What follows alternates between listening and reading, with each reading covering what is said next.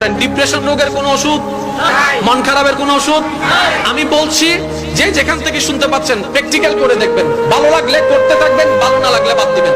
আমি প্র্যাকটিক্যাল করেছি সেটা আপনাদেরকে বলছি।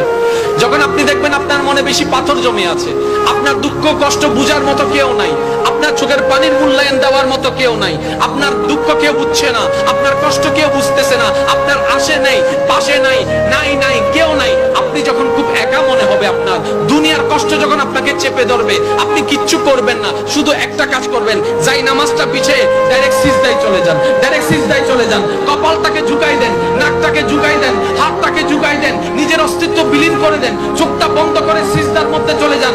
আল্লাহর ওয়াস্তে করে বলছি, কিচ্ছু পড়া লাগবে না, শুধু সিজদার মধ্যে পড়তে থাকেন, সিজদায় পড়ে থাকেন, কান্না করতে থাকেন। ওনাকে বুঝান যিনি আপনি না বললেও সবকিছু বুঝে, ওই রবকে জানান যিনি আপনি না জানালেও সবকিছু জানে। দুনিয়ার মানুষ তো আজকে বললে কালকে চুপ উল্টাই ফেলে, ব্ল্যাকমেইল করতে শুরু করে। রব তো সবকিছু জানার পরেও দোষ গোপন করে রেখেছে। ওই রবের দরবারে সবকিছু বলতে থাকেন, 1টা মিনিট 2টা মিনিট 3টা মিনিট, দেখবেন আপনার সমস্যা তখন সমাধান না হলো অন্তরে এমন একটা শান্তি লাগবে যেটা আপনার পৃথিবীর কোথাও খুঁজে পাবেন না। সুবহানাল্লাহ।